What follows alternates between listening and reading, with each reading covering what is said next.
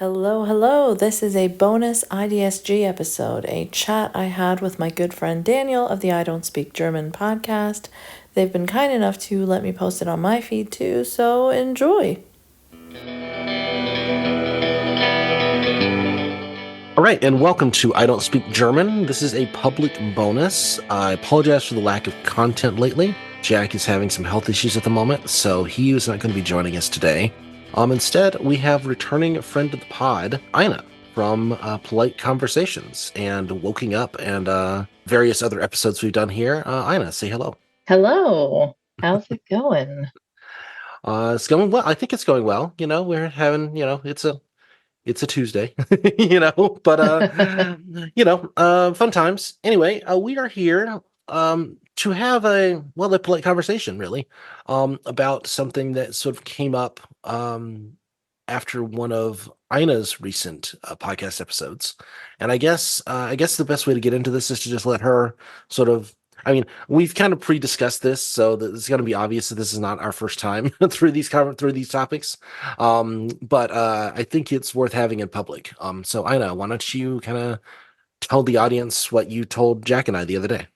It came up after mine and Jack's last Twitter space. I think we did a space titled Dystopian Propaganda about the types of propaganda that supporters of Israel have been putting out, the horrific memes and TikTok videos, and just like carrying out very genocidal, like even IDF soldiers themselves are uploading TikToks, and sometimes they have like people in the background that are handcuffed and gagged, and it's horrific. So, so yeah, we had a good Twitter space about that. But I got some messages afterwards, and I brought them up to you, and that's how this conversation came up. Right. And in particular, I mean, it's interesting to me because people asked you about content on our podcast, and didn't bring this to either Jack or myself, at least that I know of. I mean, maybe somebody Twitter DM'd me and I just didn't check it or didn't see it or whatever. But I guess, I mean, it may be in the title here, but I mean, go ahead and express what people were saying to you. So, I don't want it to sound harsh or anything like that, but I only bring it up because I got like 5 or 6 messages. And basically, people were asking me that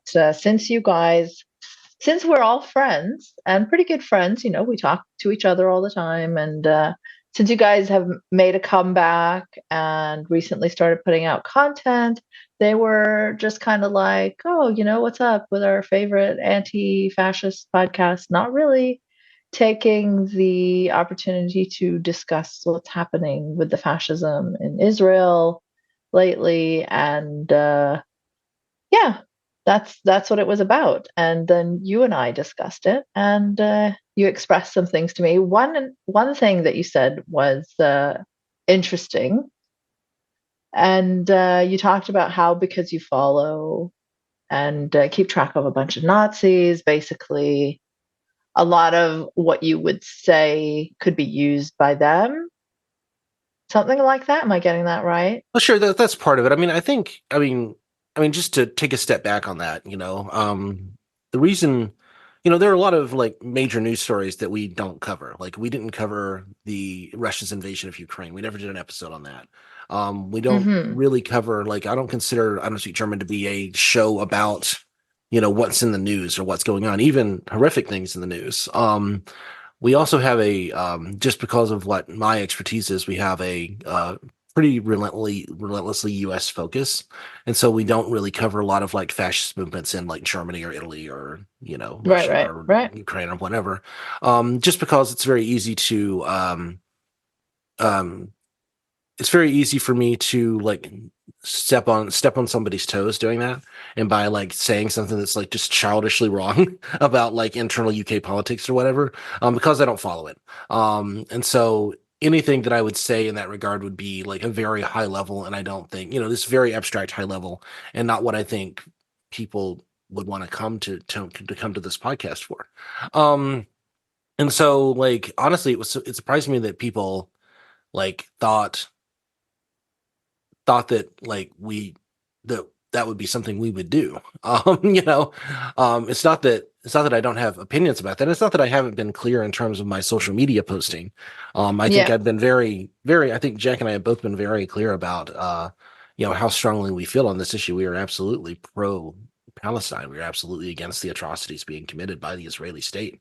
That's, I mean, um, to my mind, it was just like, well, I, I've been so obvious about this, and you know, everyone in my, almost everybody, almost to a person, everyone in my orbit is very much on top of this issue, on that same side, that it almost felt like it would be like I don't want to say clickbaity, but it would almost be like, yes, we know. Obviously, you're pro-Palestine, and I didn't have any like particular expertise to add to that without going into some really unsavory bits, which we might talk about in a minute.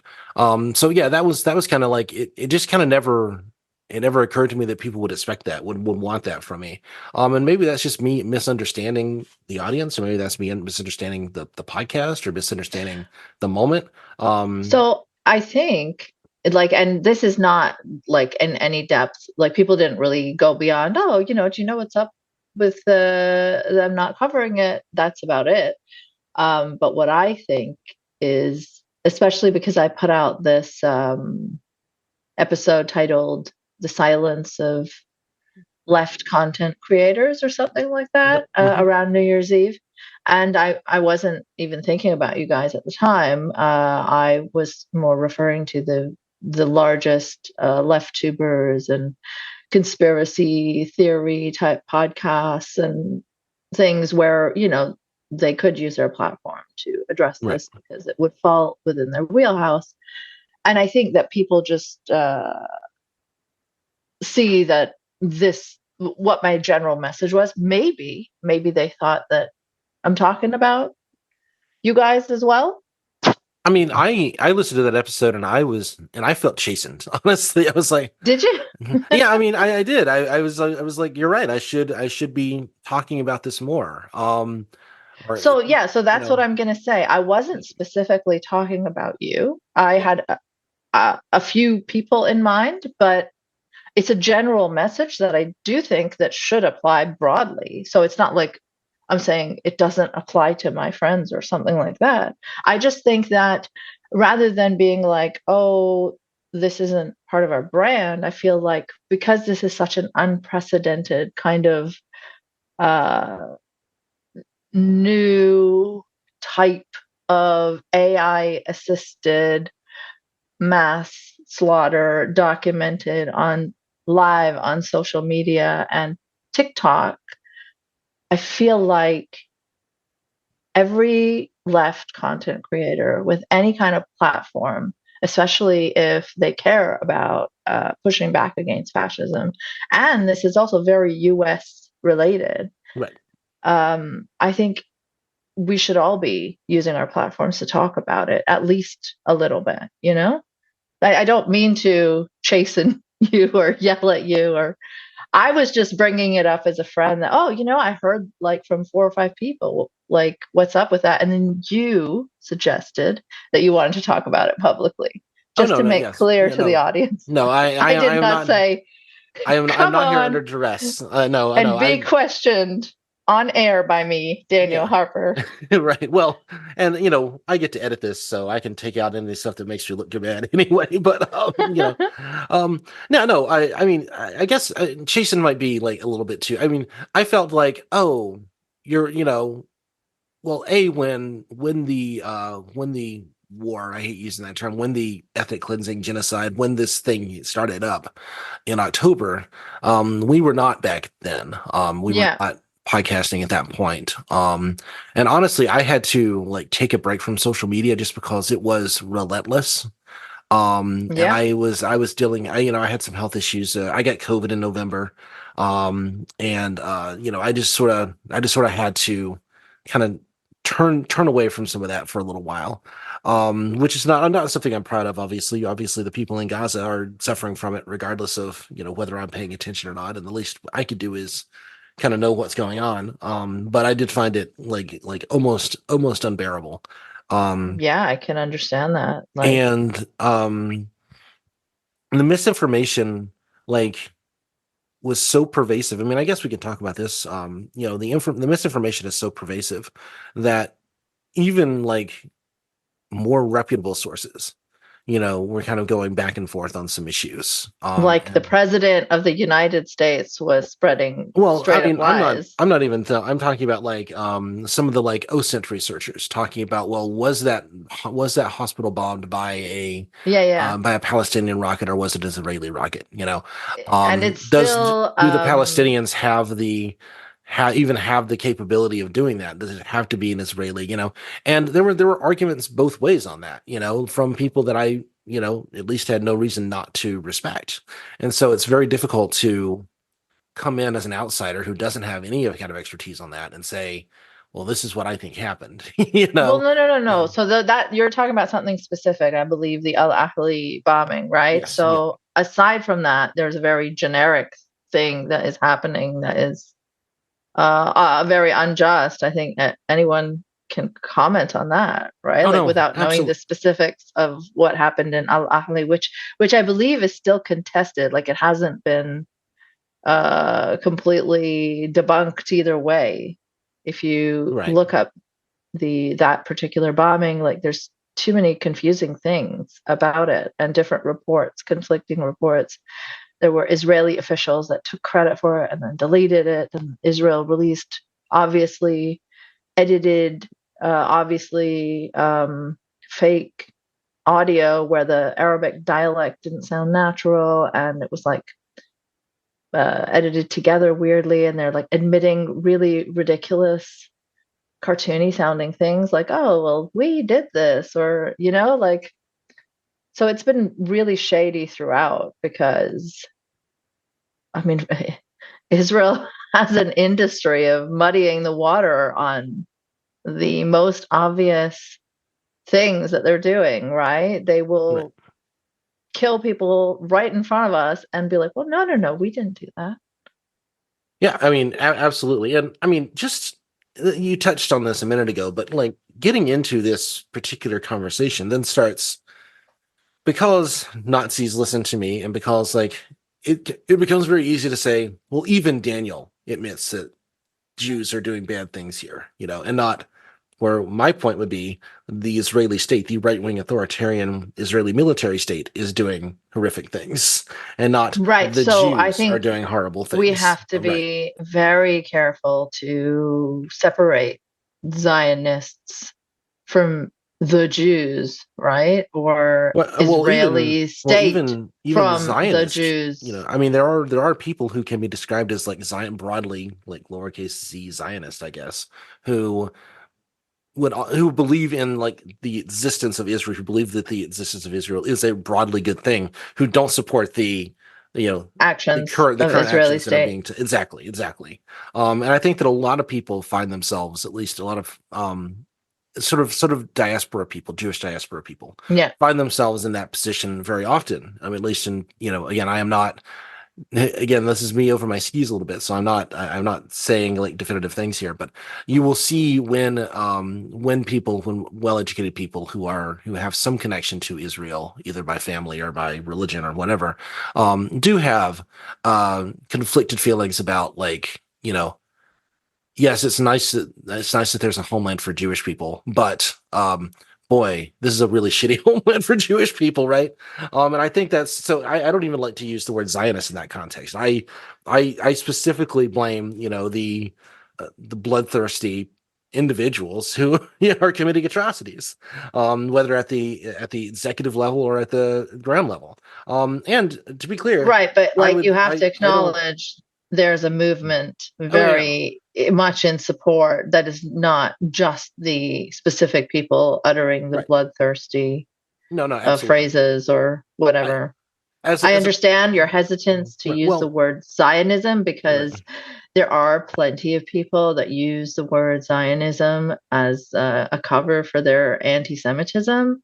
However, I think in this particular climate, it has both both been used by people who are anti-Semitic, but also been more clearly separated than ever that I've seen before, because there are so many vocal anti-Zionist Jewish groups. There are so many people educating and talking about that, like at a level that we just haven't seen before. Yeah, no, I would agree with that. I think that particularly since October 7th, and in the 6 months or so since then, we have seen a very broad. Um, Sorry, I don't mean very very broad. I mean we are seeing. I think you're right. I think there is more of a differentiation. I think there is more, as the Israeli state is committing these atrocities, and as they are more and more blatant about it, it does make it easier for people to differentiate themselves from that, like to actually Mm-hmm. shove it away. And I think that's right. And again, I draw a parallel between the U.S. invasion of Afghanistan and Iraq back in 2001, 2002, 2003.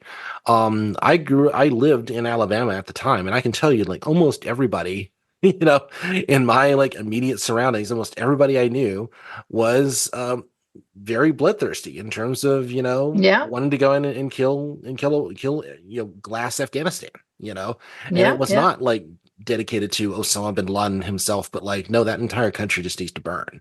Oh, believe me, I've heard those sentiments directed at Right. me No, personally, no, where people, I'm sure you have. And I never believed that then, right? I was very anti, invasion of Iraq, Afghanistan. I was in my 20s at the time, so but um, I draw a parallel between that and what's going on in Israel. I draw like a very like straight line there. The technology is different, of course, and that makes a difference. And I do want to discuss that with you, because I think that's a good place for this to go. But you saw that the same dissembling, you saw the same lies, you saw the same things being done, the things that George W. Bush and the administration around him was doing to justify this war, and to justify the treatment of prisoners at Guantanamo Bay, the yes, the but Abu Ghraib scandal, et cetera, et cetera. And the people around me who are supporting all those things, I think of them very much like the Israeli citizens who are, trying to prevent aid food trucks from entering Gaza, etc. it's not quite the same, even though there are, of course, parallels with all kinds of wars and rhetoric and hate and bloodthirst. I would just say that it's important to recognize how unique and uniquely horrific this is, because it is unprecedented in a lot of ways. I have uh, some things that I was collecting for another episode. I'm just going to read just some statistics and things, like just so that we can understand how unprecedented this is.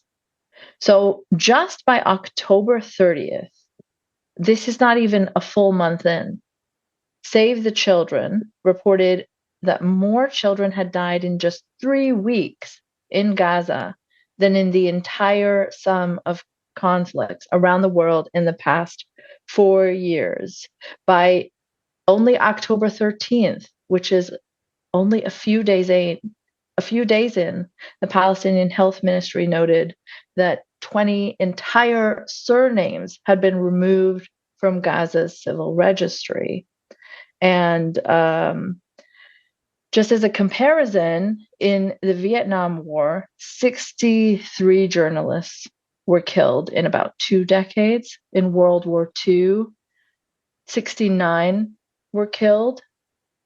But currently, which is only 6 months into it, we've seen like around 110 journalists by January, and 48 media facilities have been destroyed. Even before October 7th, Israel consistently targeted journalists. They go like that Shireen Abu al-Akleh. I hope I'm pronouncing her name right. But they shot her while she was clearly marked in her press gear, and then they were like beating the pallbearers at her funeral. This was before October 7th. They targeted in 2021 like the Associated Press and Al Jazeera offices. Like the impunity with which they operate is completely unmatched. The types of conflicts that we have seen in the past, this is unprecedented in comparison to those. That's why this is, brought to the ICJ. So I would just say that while we make those comparisons, we have to also recognize that this is a population that has been living in this apartheid, extremely oppressive situation. This is a population that is kind of trapped on all sides. Their daily movements have been monitored in a way that most other populations, even if oppressed, are not. Their ingredients, their diets, their calories are counted by Israel before all of this. So, like, shooting at them, bombing them in this incredibly dense area, it's not just like a regular war. This is a trapped population crowded into a concentrated area of camps. And then you're just like bombing them and shooting them. Yeah, no, I absolutely agree with that, of course. Yeah, I mean, I was trying to kind of draw the parallel, obviously, what's going on, I mean, you know, I hesitated. I did not call this a war earlier. This isn't a war. This is a very one-sided slaughter, is what this is. Yep. And it's justified by, by the activity by Hamas. Hamas committed atrocities, and then the Israeli state goes in and like said, okay, well, we're just gonna do 10 times worse. We're gonna do 100 times worse. This does feel like an elimination. This is an attempted elimination. Whether by one means or another, and that's it's horrifying. It's horrifying for me to even sit here and try to think about a response to it, because I feel absolutely powerless to do anything except to say those words out loud over and over again. And Abu Ghraib was such a scandal when those photos were leaked, right? Right, no, absolutely. I mean, it was a These scam. types of photos are leaked like hundreds per hour now. Right. I mean, A, the technology makes things different, and B, I mean, the Abu Ghraib photos were a scandal, but again, there were plenty of people who were like, no, kill them all. It's fine. These are terrorists. They just had they had a bad night, whatever. Again, I'm not trying to disagree with you on the kind of unique nature of this conflict, or of this yeah, action of Israel's actions here. The thing that I want to come back to, something that you mentioned earlier, is that like this didn't start on October 7th. This has been like a decades long occupation. And an apartheid system that has left these people in like the absolute most destitute situation of near starvation, and that's just been the lifestyle of people in Gaza, and the West Bank to a lesser extent. But I mean, it is this like overt military occupation of these people, and it's the it's arguably the worst human rights abuse in the last since World War II. Hmm. There's just no comparison to anything else. For me, trying to draw the broad parallels is to kind of give you a sense of where I'm thinking about it, and where I'm and how I understand these things, as opposed to trying to like draw some kind of moral or some logistical equivalence. It's just trying to kind of get it straight as to like how I think about these matters, and how I think Hmm. about the people. I think about the Israelis committing atrocities now, and the broad social support for it, in the same way that I think about the Americans supporting atrocities during the Iraq and Afghani wars. And I Well, think yeah, I that's. mean, it's the Americans also supporting this Oh yeah, war, no, right? absolutely, So, absolutely. And plenty of. I mean, ironically, it's like Americans. I think in polling, certainly Democrats and Independents are very sort of. They have turned on Biden to a great sense here. Yes, I don't think it's the American people. It's the Yeah, American it's the people in American, power. it's the American, military industrial complex, the American security Yes. state. You know, anytime, I mean, on one of my live streams that I did for my Patreon, I we got to talking about this a little bit. I did release that audio for the Patreon listeners, and so hopefully people have heard that. And we did start talking about this, and it is just like I feel like one of the like mental hurdles that people get into is thinking about like Israel and the United States as like discrete things, right? It's like there is this thing called Germany, there is a thing called the United Kingdom, and it has like needs and wants. And to think of like the health of that thing as in some way indicative of the health of the health and the well-being of the people within it. And it is just this poison of nationalism. It is this poison of, thinking on the state level as opposed to thinking on on the population level, on like what are the lives of the actual people, what's really being harmed here. And I think that you know when we say the US is doing this or Israel is doing that, I mean, I know that like high level we think, well, we're talking about policymakers, we're talking about like sort of we're looking at it on that level, but it does get very, very dangerous um thinking about these matters without considering again those very real human values um lower down. And that's not on point to anything that you were pointing out. It's just something that I think about a lot when I start thinking about like why it's difficult to talk about these issues. Is you know whenever you start talking geopolitics, whenever you start talking like geostrategy, everything gets simplified into this like the Great Bear Russia and the Eagle the United States, etc. And it's just I always find it very, very alienating. So yeah, sorry, that's like kind of off topic, but something that I did just want to kind of throw Alienating. in. Alienating how? You feel like you can't connect with? I feel like it's like because you're thinking about issues in a it's not, I guess it's abstracted is more the term that I'm thinking of. It's alienating to me because suddenly I'm not thinking about, kind of real world issues, and I'm thinking about like some kind of like grand chess game that's being played between these powers, moving things on a board, sort of thing. Yes, I feel Um like that was more possible in wars in the past, right? But right. certainly not, or even wars that don't get coverage now. But this particular slaughter, it is live streamed 24/7. It's hard to think of it as abstract, when you're Right. seeing their pain in such high def constantly. And it's horrific in a way that I feel like we just haven't seen yet. And this may be the new norm. I don't know. I hope not. But like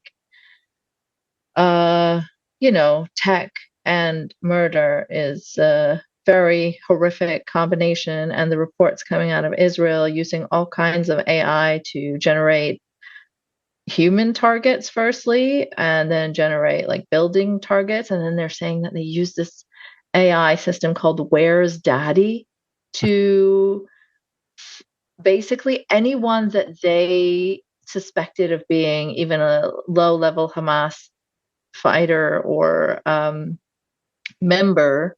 And we all know what their bar for considering someone Hamas is. It's basically a fighting age male. Like there's not really any proof or anything like that.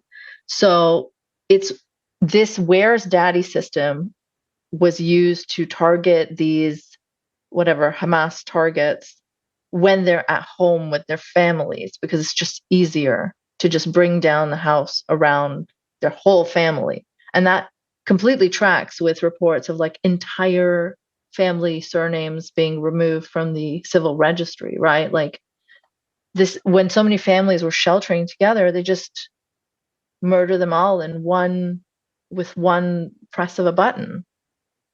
It's like a new level of industrialized, mechanized killing.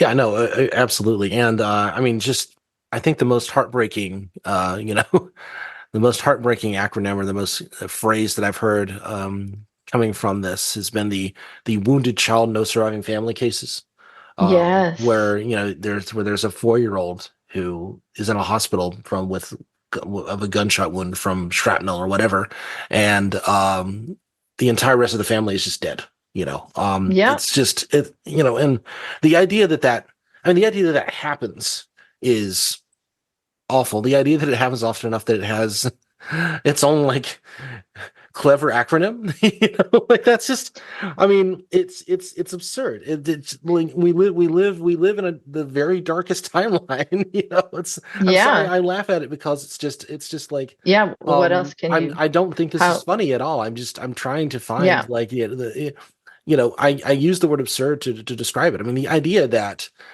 soldiers are soldiers, God, I hate it. Anyway, the idea that like young Israeli soldiers are going into the homes of people they've massacred and are like playing with the frilly lingerie of Yes. people in Gaza, and they're like yeah, Repeatedly. over and over and over again. Like this is something out of a Paul Verhoeven script.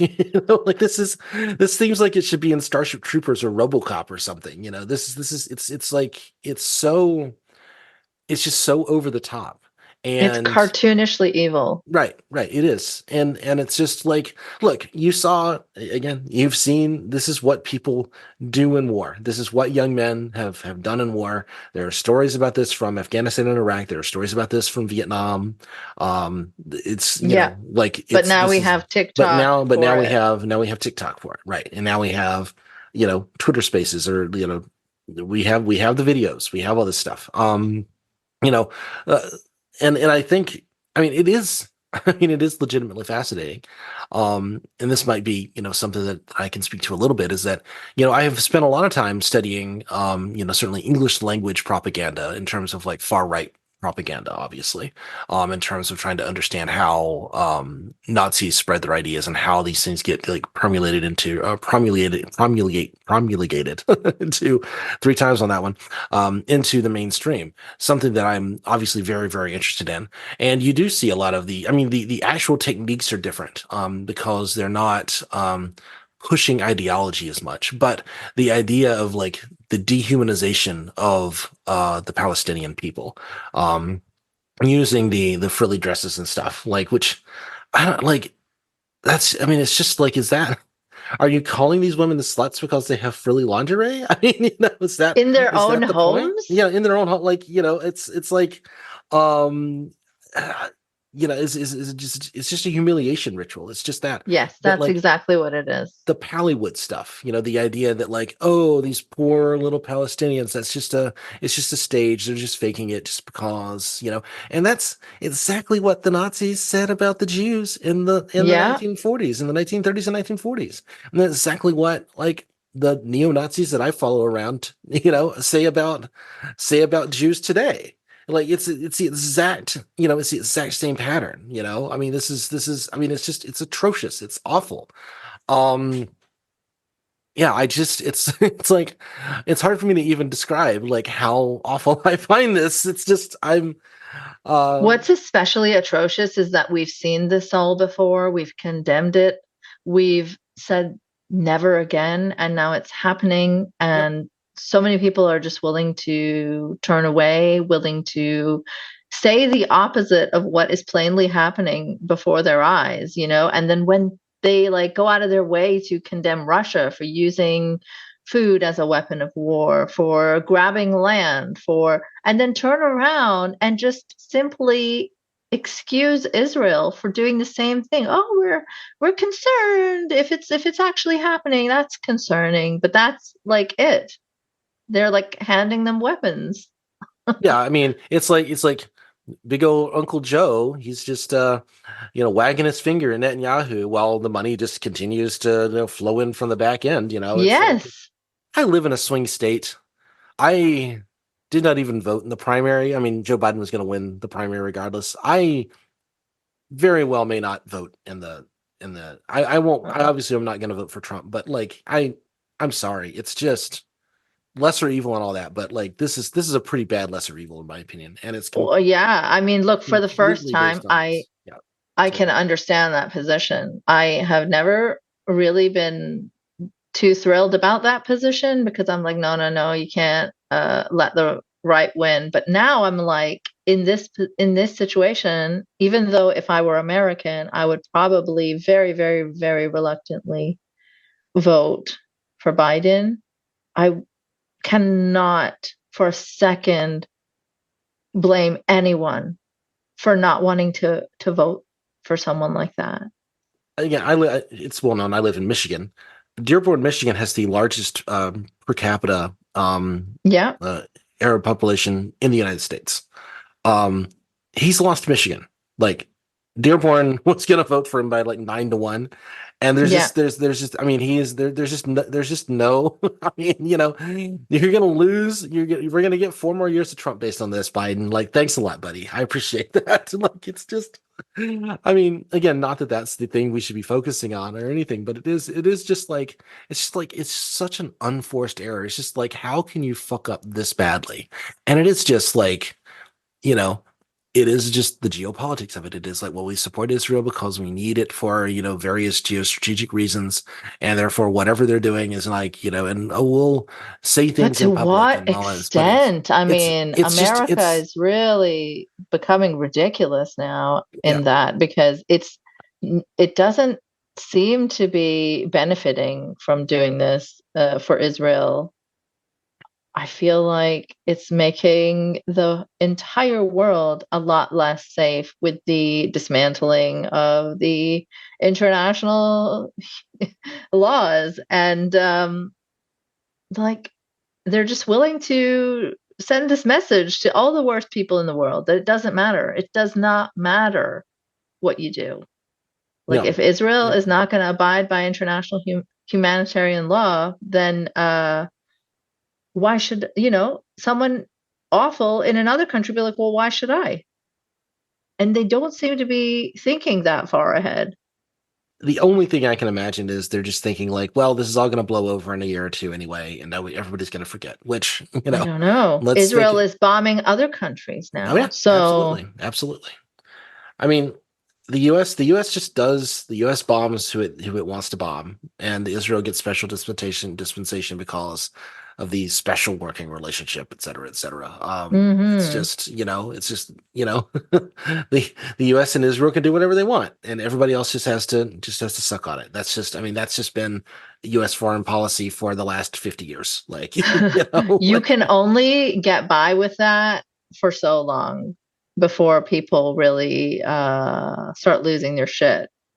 And everyone that the U.S. doesn't like is a terrorist, and whoever the U.S. does like is a good child of light.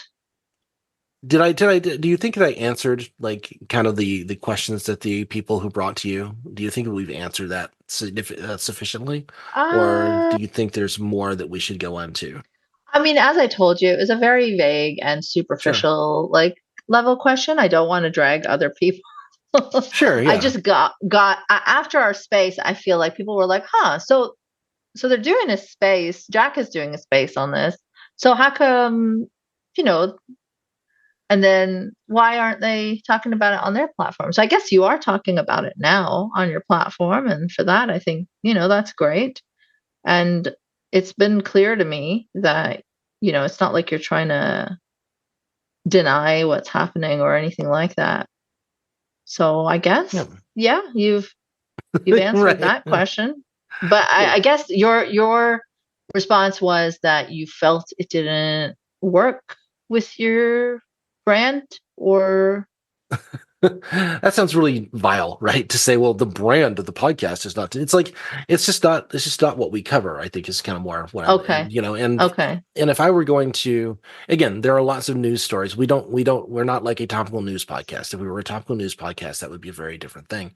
Um, I think the where I would land on that is like when I'm prepping an I don't speak German episode, it's like I need a structure. I need like a beginning, middle, and end in order to like sort of have I mean, this is just a conversation, so this I didn't prep this at all, except just Ina and I chatted the other day.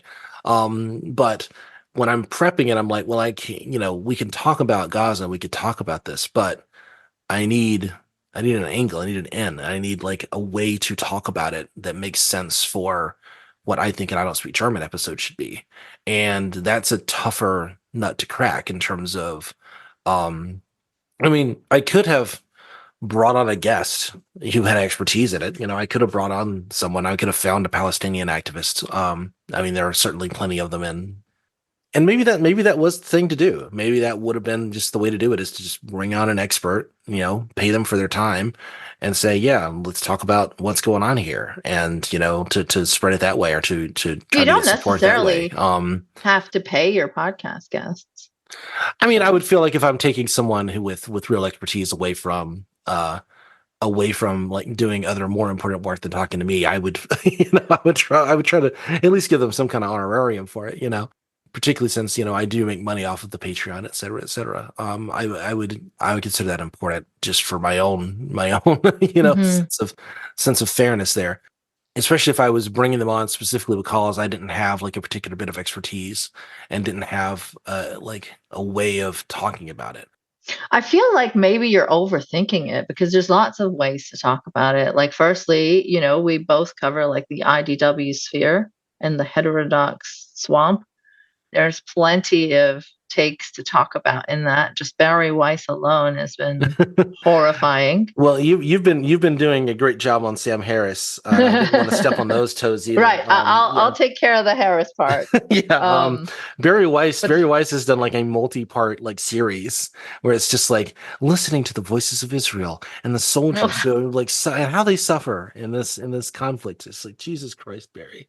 Yeah, it's disgusting. It's just the complete lack of balance. Not even an attempt to like say, and yes, well, of course we know there are atrocities. It's just like, no, we don't even talk about that. It's just, look at how much the Israeli people are suffering. Look at the people. Look at this, and we don't look at the rest of it, because the rest of it is just, there. I think this is something I was trying to get at earlier. It is like, we don't think about, like, in our like polite liberal democracies, we don't think about the actions of the state as being violent in the same way that we think about like other types of violence. So when Hamas fighters come and massacre a bunch of people, well, that's a terrorist attack, because those people, they're irregular fighting force. Those are just people committing atrocities, But when the Israeli forces go and start like carpet bombing Gaza, that's just the need. That's the rational response. That's the response. Or snipering 5-year-olds. Or snipering 5-year-olds. Yeah, that is just, maybe that one sniper, he was having a bad day. Maybe that guy needs to be, but like the actions of the state. Well, of course, Israel has to protect itself, and this is the same logic. This is the same logic that we see in all. And I mean, the one that's my particular hobby horse is the U.S. prison system. It's like, well, the U.S. prison system isn't committing violence; these people committed crimes, and so they need to be locked up. They need to be, police just need to have these powers. And it's just like, there's this blindness to that, and I think that it just comes from like seeing the state as like this. It's official. It's official, right? It's like, this is the thing that we're allowed to do, right? And so you can never like question that system. You can only question the activities of like individuals within it, right? And again, I think that connects to like, this didn't start on October 7th. This started 70 years ago. This started, the process of depopulation, the process of ethnic cleansing started with the creation of Israel in 1948. Like it's all, it is a straight line from one to the other. Yeah. And you're talking about prison, right? Right. Israel is basically the only country that uses like military law for minors, to prosecute minors. Yeah, I believe it. There's no convictions. There's no proof. I mean, not no convictions. There's no like real charges other than like stone throwing a lot of times. And for that, people get like decades. And then there's like intentional medical neglect. You're hearing those reports from the doctors, Israeli doctors currently, talking about just how vile the conditions in those detainment camps are, where prisoners who have not been convicted of anything, who have not gone through trial, are just kept and tortured. They're handcuffed and they're having to squat handcuffed for weeks in diapers. They're being fed through straws and they're having amputations as a result of handcuff injuries and just being in that one position. It's like very common for them to have amputations just because of the mistreatment. Like, how is this country recognized as not only a democracy, but the only democracy in the Middle East? I mean, this has been what's been so disorienting for me, and I have brought this up a few times, is that growing up in Saudi Arabia, you think, especially as someone who's critical of it, you think, wow, this is a very oppressive country, and Jesus, it can't get worse than this. Afghanistan, Iran, sure, but like that is the pinnacle of awfulness. But then when you hear the levels of just horrendous control in Israel, it goes beyond that. Like Saudi Arabia was oppressive as fuck. There was literal morality police on the streets. But there was no like only a certain race can walk on this street. You know what I mean? Right. There was gender segregation, certainly. There was also segregation generally.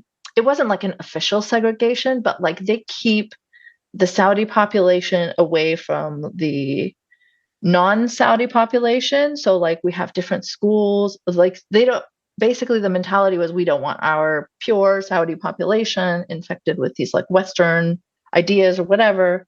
So like the expats in Saudi Arabia had compounds, different schools. Life was pretty normal within the compounds because Saudi law did not apply in there. There was no morality police. We had like swimming pools where we would just swim like in regular swimsuits and not like a giant religious swimsuit. So like it was different from life outside the walls of the compound. So that is a kind of segregation. These things existed. The mistreatment of migrants existed.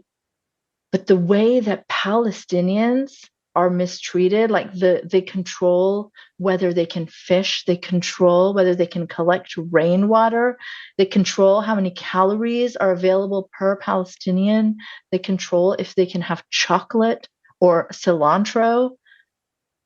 None of this existed. You know what I'm Right. saying? Yeah. No, sorry, I was laughing at the cilantro. It's like, Yeah, it's so arbitrary. It's so random. Right. Yeah. The bullshit artists, the Sam Harris's, the Barry Weisses, are going to say, well, if the Palestinians wanted those things, they could just they're responsible for building it themselves. I guess it's more like a Ben Shapiro They're kind of not getting talking building point. permits Well, or materials. they don't get the materials. Like, the old Ben Shapiro line is like, Arabs like to live in sewage or whatever Yeah. the line was, Yeah.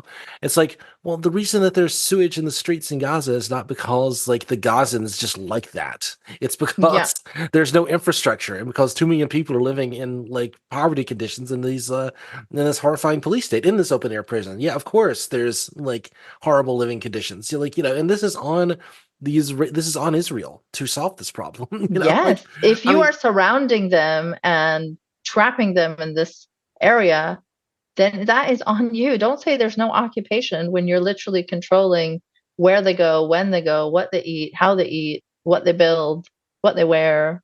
I mean, they have streets where doors are welded shut. Their front doors are welded shut because they are not allowed to exit their houses on that side because that street is just for Jewish people. Yeah. I mean, again, to talk about this, it's cartoonishly bad. It's cartoonishly evil, and it is exactly the activities of a settler colonial state in the 21st century, with the technology to do those sorts of things. I mean, it's just, yeah, I mean, it's vile. It's vile stuff. And I don't know. I don't have another response to it other than that. It's just, it's horrifying. And the inversion of the narrative, how actually it's the Palestinians that are genocidal, how pointing out any war crime that Israel does is anti-Semitism.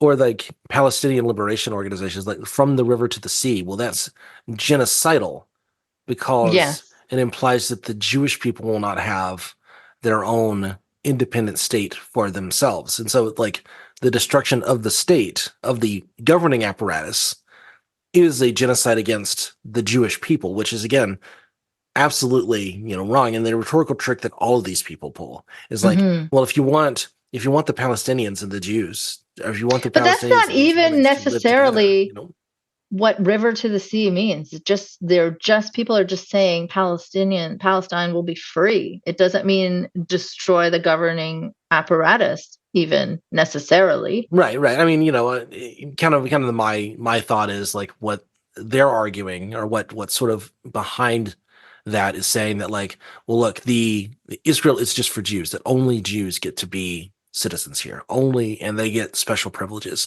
And to remove those special privileges would effectively be to change Israel as a one ethnicity state. It would change that, and therefore it is like a destruction of the Jews over again, even if it harms no actual individual Jewish person, right?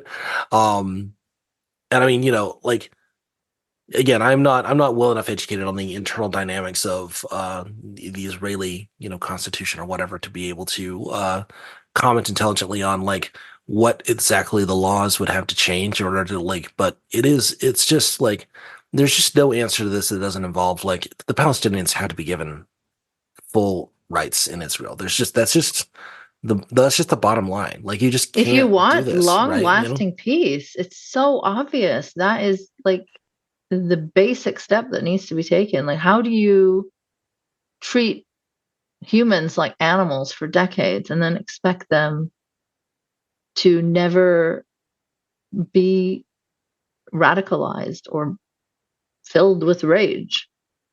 Right. And I mean, and the answer to that is, well, if you starve them out long enough, they're just not going to be there anymore. Like, Right. that's the answer. And I mean, it's I mean, it's hard to say. I guess I'm more familiar with genocidal rhetoric than like most people in the world, and like it's just openly genocidal rhetoric. I They don't. had a conference. They had a resettlement conference where they're taking back Gaza, and it was attended by I think it was one third roughly of the Knesset. So, like, one third of their official government, like, attended this ethnic cleansing conference. You can't even say some extremists did it, like, out in the boonies where nobody knew. No, government members were participating Yeah. Absolutely. in the ethnic cleansing conference. Like, the genocidal rhetoric is coming from every single level of government, of military official, down to the small lower level soldiers, to the high level commanders, the prime minister, the president, uh, Ben Gavir, Smotrich, all of them. Yeah, no, I mean, absolutely. I mean, it is coming from every level. It is coming from the top, it is coming from the middle, it's coming from the bottom. And I mean, it is, the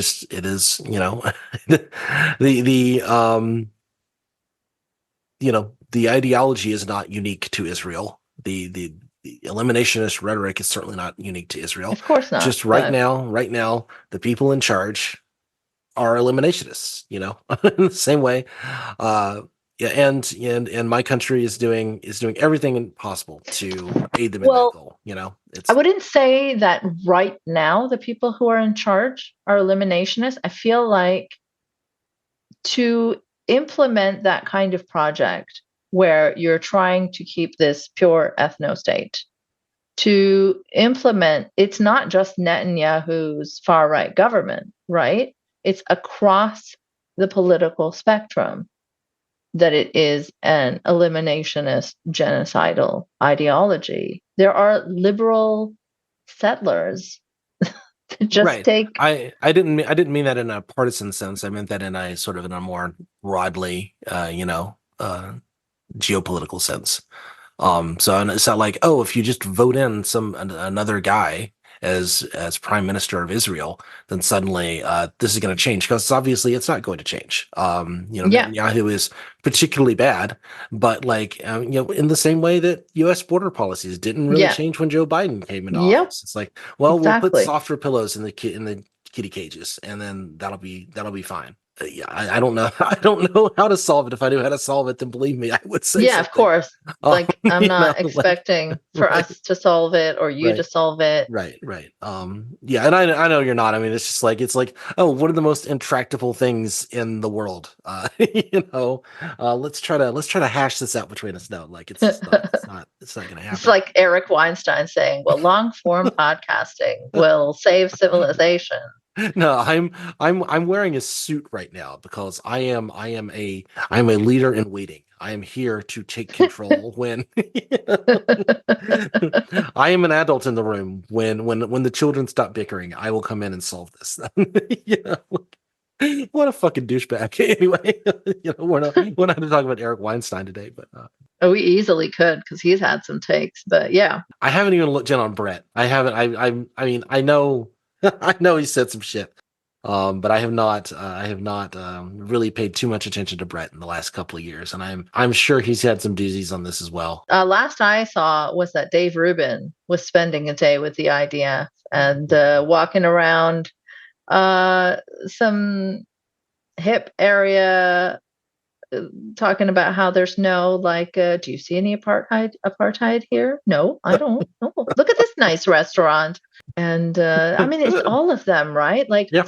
Jerry Coyne wrote about how he doesn't mean to sound harsh, but I don't think that people are starving as bad as they're making it out to be, or something probably even more cruel than the way that I'm phrasing it, but something along those lines.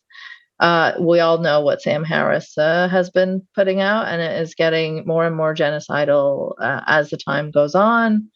And I am currently working on the next Woken Up, but I've had to stop like a few times because I feel myself like physically needing to throw up sometimes when I'm trying to write that, because for me, I'm not Palestinian. I'm not even Arab. I'm South Asian, but I am of Muslim background. And their anti-Muslim rhetoric, while there is a specific genocide happening which uses anti-Muslim tropes to dehumanize Palestinians, it just feels like if there was a specific genocide going on that targeted me and my family, these people would be cheering it on in the same exact way. So it's very personal to me. There is a genocide going on. It's happening to people that look like me, that come from a similar background as me.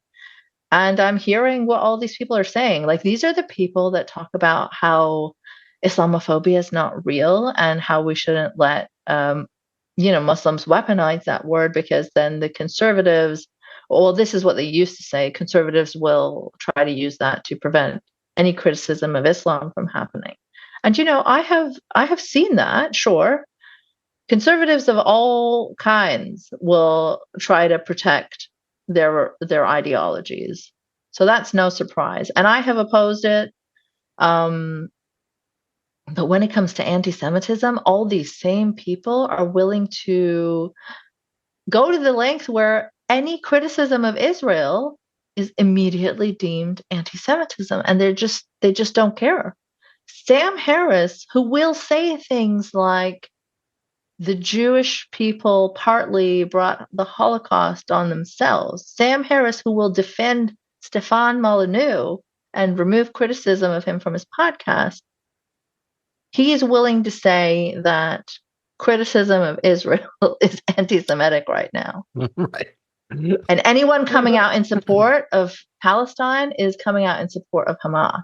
Like, that is an insane conflation to make in full public view.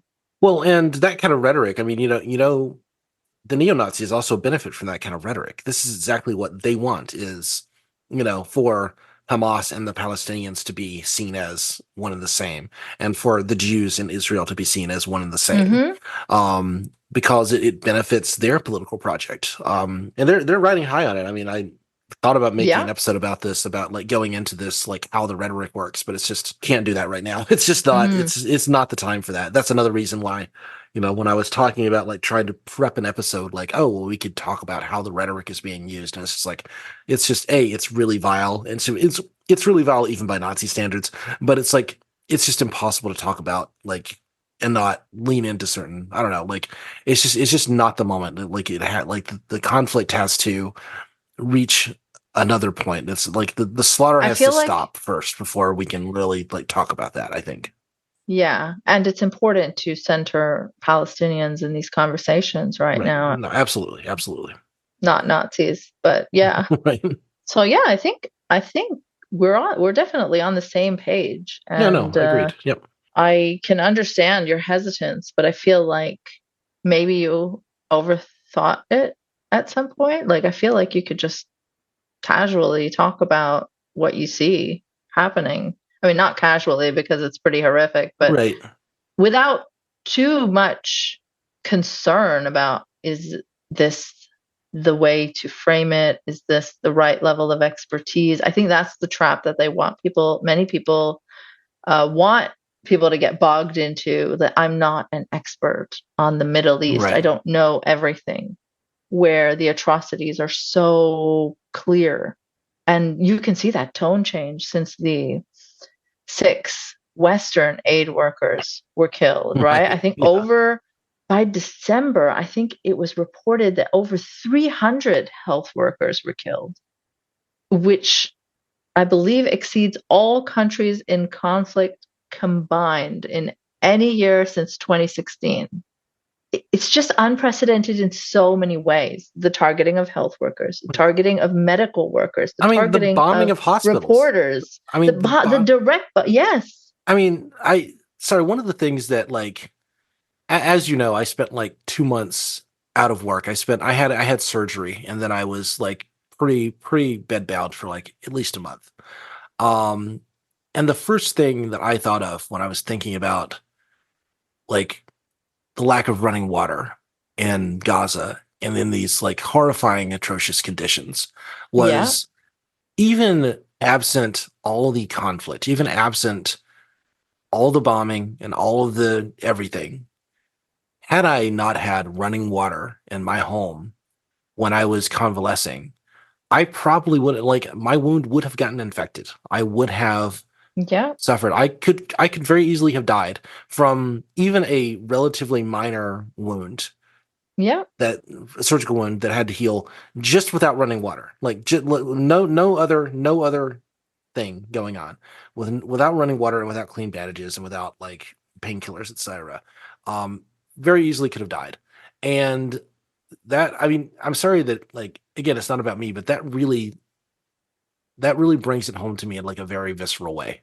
It's just hmm, like thinking about like, again, not that abstract, not like the numbers, but just like, yeah, what does it mean to be injured? What does it mean to need hospital services and not have running water? Like, it's just, hmm, I mean, and the idea that like they justify this by, you know, well, we warned them first. We did a roof tap, and we told them to get out in 20 minutes. And so, like, yeah. Can what you are you talking imagine people about? who are bedbound? Yes.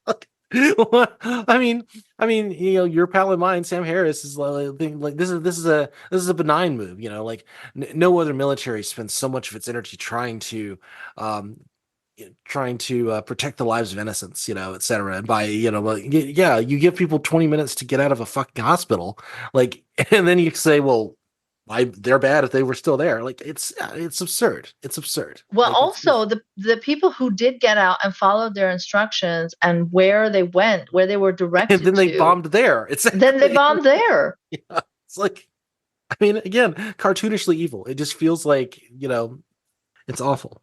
And the fact that anybody is like openly like defending this, and the fact that like reasonable centrists, like, we speak quietly and we talk in very NPR hush tones about this and Mm, how horrible, and this is supposed to be like the way we approach this. It's supposed to be like, well, there's a conflict and we just have to, maintain the rights of Israel. We have to maintain the borders, and there has to be like safety for Israeli citizens. But boy, the bombing is it's just a lot of bombing. But like, what is the moral import of that? It's like, just shut the fuck up, Sam Harris. It's just like, Yeah.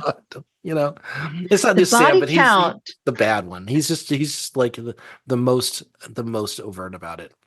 Yes. So for like maybe like Douglas Murray has been worse, but like he's in a pod, honestly. Yeah. Douglas Murray is using terrorist justifications, like literally what Obama, but not Obama. Please edit that out. Literally, Obama bin Laden. Yep. No. that's what I was going to say. Literally, what Osama bin Laden and the London 777 bombers said as their reasoning, right? Well, why did these people not overthrow their governments? They're fair game. Yeah, For their government's actions, you can target anyone. Yeah, no, and that's explicit justification from Douglas Murray and others is like, well, if they didn't want this to happen, they should have overthrown Hamas. And it's like, okay, well, the next time the British government does something horrifying, then you, Douglas Murray, are like right now complicit in that. Exactly. Like this it's might makes right. I mean, it's that same logic. It's that same like, well, we do this because we are strong, and you accept it because you are weak. And that's the whole answer. It's like, well, by that logic, the activities of Hamas on October 7th, those atrocities were justified. Like by that logic, by that same logic. Exactly. I don't agree with that logic. I'm arguing against that, right? But by that same logic, the massacre of civilians at a rave, absolutely justified. Because these are Israeli citizens, these are Jews, and and so it just comes down to who has the biggest gun and who has the biggest propaganda ministry, right? That's all it is. And never mind, like Douglas will never care or mention that majority of the population is under 18, and we're not around to vote Hamas in. So, like, they literally did not vote for that government, and yet you're blaming them for not overthrowing it. Exactly. And like, we could go around all day on this. Yeah, I just wanted to say that we're definitely on the same page, and I hope you did not feel too chastened by me again. Not at all. Not at all. Sorry, that might be a little bit of an aggressive word, but I mean, all I was saying was I listened to that and I thought, like, yeah, I feel like a little bit. Okay, yeah, you're right. A lot of lefty content creators, did not discuss this in detail on their platforms, and I could definitely see myself being one of those. Yeah, I wasn't. To be clear, again, I wasn't talking about you, but you can see why someone would think that it's important for many, if not most, lefty content creators who care about this kind of stuff to use their platforms to just kind of speak about it in any way that they can. No, I agree with that, and certainly, I mean, I will. I guess the one thing I would say is, I don't know who reached out to you. I don't know if they were like Patreon supporters of ours, or kind of what the dynamic there was. But certainly, if you think I'm not covering something and you think that I should be, please reach out. Like, you can email me, you can Twitter DM me, you can, you can at me, you can do, like, I'm not hard to find. And sometimes I don't think it was like responding. I think it's just like, yeah, I mean, I just, the fact that several people said something to you was sort of a surprise to me. Because if you said, well, it was a surprise to me too, and that's what got me thinking about it. Because otherwise, I probably wouldn't have had this conversation with you. But then I was like, oh, maybe I should bring it up, because, like, after the first couple of messages, okay, I was like, oh, maybe I don't need to say anything. But then I got a few more, and I was like, oh, maybe I should say something. So I don't think it was like a I don't like Daniel kind of thing. It was more of a, hey, do you know what's going on? Because I'm just surprised. That's all. Yeah, no, and I understand that. Again, I'm not complaining at all. I'm not like arguing at all. I was just like, I feel like I'm a pretty approachable guy, and if you have if you think I'm not covering something I should, then let me know. that's kind of all I was trying to say, just to the audience while we're still on the air. Yeah, so it was not a criticism of anybody in particular. It's just it just surprised me that you got several messages and I didn't get any, and Jack didn't get any. It's only because it was after our after the Twitter Twitter space, right? Yeah. And I think you and I had a moment in that space where you were like, well, no, this kind of thing happens in war. And I was like, well, no, this is more than the usual. And I feel like maybe it was perceived as a bit of a like I was back like it and was a little bit of a cop out on my part. Yeah, I could see that. not my word. No. Yeah, I mean, yeah, sure. I mean, no, I'm trying to be self-critical. I mean, you say I overthink the podcast, and a lot of times I'm overthinking it because I'm trying to understand how I'm trying to be self-critical of it, and I'm trying to kind of understand what the right way to say things is and what the right way to do things is sometimes. And you're right that I can probably overthink that sometimes, and then we don't produce episodes because I'm spending more time than is necessary planning it. I do the same. So Yeah. believe me, I spend a lot of time thinking, fuck, like, how can I condense all this garbage from Sam Harris into one episode? Because I feel like there's just always so much to say. Yeah. Yeah, no. And, I try to think about it, and I don't speak German again. And this is like a beginning, middle, and end, and it's like the 5-paragraph paper. That's just how I organize it, right? It's like, okay, there's an intro. There are like 3 points of evidence or 3 things we're going to talk about, and then an outro where we sum everything up. And I know that's like the way you learn to write papers in the first grade or whatever, but like that is I think that's a really solid starting point for a podcast episode. And I know that also because Jack and I do it together, he's always going to come in with other things from left field. He's going to come in with his responses. He's going to come in and add context or add history or whatever. And so like it helps for me to just have like a skeleton, and then he and I bounce it off of each other for an hour and a half. So yeah, yeah. Sorry, this is just talking shop at this point, but yeah, no, I'll be more mindful of that in the future. So listen, we should end by congratulating each other for being able to have this amazingly difficult. On such a difficult topic, Ina. Yes. I really appreciate you just being willing to have the conversation, right? Have it in public. It's a real free speech issue. Like you're clearly engaging in the most high level of thought, and that's what I appreciate about you, Ina. Yeah, and you know what? I really appreciate that we can have these differing viewpoints and still speak to each other respectfully. I don't know many other people that can speak as well as us on such differing viewpoints. And, we are really so intellectually honest. And I really have to congratulate us on being this excellent and rational. We're definitely going to have a dinner party again sometime, Ina, just to sit down and just clear the air and have some more of these great conversations. You know how different we are, like in our politics. It's truly amazing that 2 people from the left and the more left can really get together and have these conversations. The whole range of political opinions get expressed from the left to the far left. And exactly. That's how we like it.